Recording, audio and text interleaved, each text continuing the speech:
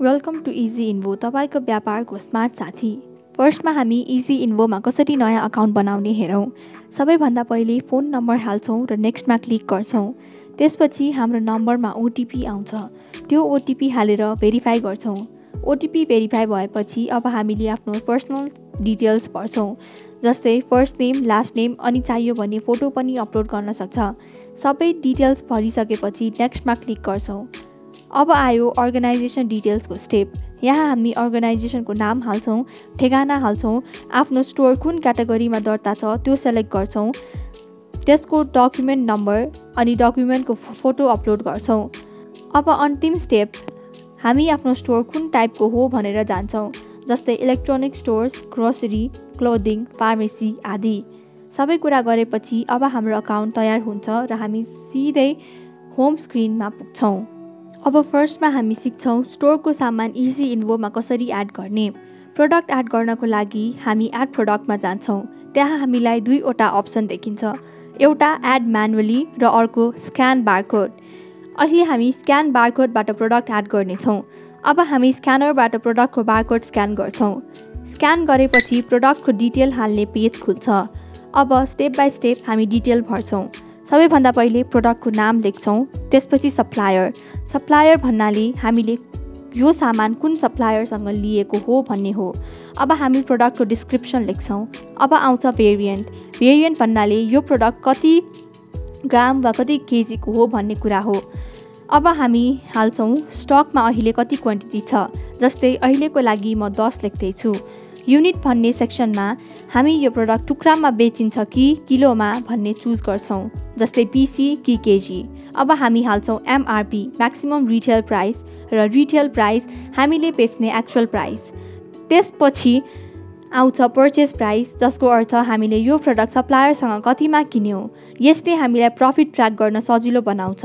अब अन्तिममा हामी प्रोडक्टको एक्सपायरी डेट सेट गर्छौँ यदि एप्लिकेबल छ भने, र माथि रहेको सेभ बटनमा क्लिक गर्छौँ। अब हाम्रो प्रोडक्ट स्टकमा एड भइसकेको छ र हामीले यो प्रोडक्ट होम स्क्रिनको स्टक सेक्सनमा गएर हेर्न सक्छौँ। एड भइसकेको प्रोडक्ट हामीले स्टक सेक्सनमा गएर हेर्न सक्छौँ। यहाँबाट हामीले सबै प्रोडक्टको अभाइलेबल क्वान्टिटी, प्राइस र डिटेल देख्न सक्छौँ। यदि कुनै प्रोडक्टको स्टक कम भएको छ भने त्यो लो स्टकमा देखिन्छ। तपाईँ लो स्टक ट्याबमा गएर सबै कम स्टक भएका सामान हेर्न सक्नुहुन्छ। त्यस्तै डिलिट गरिएका प्रोडक्टहरू डिलिटेड स्टकमा देखिन्छन्। यो ट्याबमा तपाईँले पहिले डिलिट गरेको सबै प्रोडक्टको लिस्ट पाउनुहुन्छ। चाहे त्यो रिस्टोर गर्नुहोस् वा पर्मानेन्टली हटाउन, यहाँबाट म्यानेज गर्न सक्नुहुन्छ। अब कुनै पनि प्रोडक्टको स्टक अपडेट गर्न चाहनुहुन्छ भने तपाईँले त्यस प्रोडक्टमा क्लिक गर्नुहोस्। त्यसपछि तपाईँ प्रोडक्टको फुल डिटेल पेजमा पुग्नुहुन्छ। राइट साइडको टपमा एउटा पेन आइकन देखिन्छ। त्यहाँ क्लिक गरेपछि तपाईँ stock quantity, product name, price, description आदि एडिट गर्न सक्नुहुन्छ। सबै कुरा एडिट गरिसकेपछि तल सेभ चेन्जेसमा क्लिक गर्नुहोस्। त्यसपछि तपाईँको प्रोडक्ट अपडेटेड हुन्छ। यसरी इजी इन्भोमा स्टक म्यानेजमेन्ट एकदमै सजिलो छ। अब हामी सिक्नेछौँ इजी इन्भोमा आफ्नो स्टोरको सामानको बिल कसरी बनाउने। सबैभन्दा पहिले जेनेरेट बिलमा क्लिक गर्नुहोस्। अब हामी बिल बनाउने सेक्सनमा पुगिसकेको छौँ। यहाँ हामीलाई दुईवटा अप्सन देखिन्छ, प्रोडक्ट सर्च गरेर बिल बनाउने वा बारकोड स्क्यान गरेर सिधै बिल बनाउने। अहिले हामी बारकोड स्क्यानबाट बिल बनाउने छौँ। त्यसका लागि बारकोडको सानो आइकनमा क्लिक गर्नुहोस् र प्रोडक्टको बारकोड स्क्यान गर्नुहोस्। स्क्यान गरेपछि प्रोडक्ट तुरुन्तै स्क्रिनमा देखिन्छ।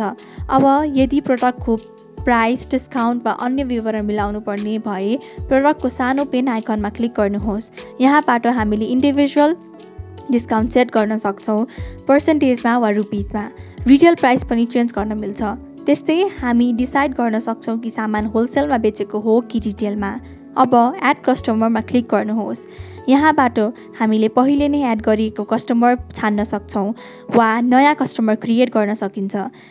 यदि तपाईँले कस्टमर एन्ट्री गर्नुभएको छ भने बिल बनाउँदा पेमेन्ट अप्सनमा क्रेडिट पनि सेलेक्ट गर्न मिल्छ। अब स्क्रिनको टपमा तपाईँले देख्नुहुन्छ दुईवटा अप्सन, बिल र एड बिल।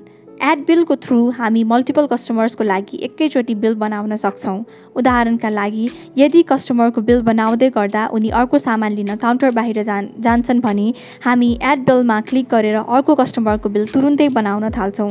यसरी कस्टमर फर्किएपछि फेरि बिल कन्टिन्यू गर्न सकिन्छ र कसैलाई पनि वेट गर्नु पर्दैन। सबै कुरा मिलाएपछि हामी तलको प्रोसिड बटनमा क्लिक गर्छौँ। अब आउँछ बिल समरी पेज। यहाँबाट हामीले पेमेन्ट मेथड चुज गर्न सक्छौँ, जस्तै क्यास, फोन पे, क्रेडिट वा दुईटा कम्बाइन गरेर मिक्स पेमेन्ट। अब हामी टेन्डर अमाउन्ट सेक्सनमा जान्छौँ। यहाँ हामी कस्टमरले हामीलाई कति पैसा दिएको हो भनेर लेख्छौँ। त्यसपछि सिस्टमले अटोमेटिकली चेन्ज कति दिनुपर्ने भनेर देखाउँछ। तल तपाईँले टोटल डिस्काउन्ट सेक्सन देख्नुहुन्छ। यहाँ हामीले चाहेमा टोटल बिल अमाउन्टमा डिस्काउन्ट दिन सक्छौँ, रुपिजमा वा पर्सेन्टेजमा। सबै कन्फर्म गरेपछि अब हामी क्लिक गर्छौँ जेनेरेट बिल। बिल जेनेरेट भएपछि हामीसँग 3 अप्सन देखिन्छ। बिल वाट्सएपमा सेयर गर्ने, PDF डाउनलोड गर्ने, प्रिन्ट गर्ने। अहिलेको लागि प्रिन्टमा क्लिक गर्छौँ। त्यसपछि हामी कनेक्टेड प्रिन्टर देख्छौँ। प्रिन्टरमा क्लिक गरेपछि तुरुन्तै बिल प्रिन्ट हुन्छ। यसरी इजी इन्भोमा बिल बनाउने प्रोसेस छिटो, सजिलो र स्मार्ट हुन्छ।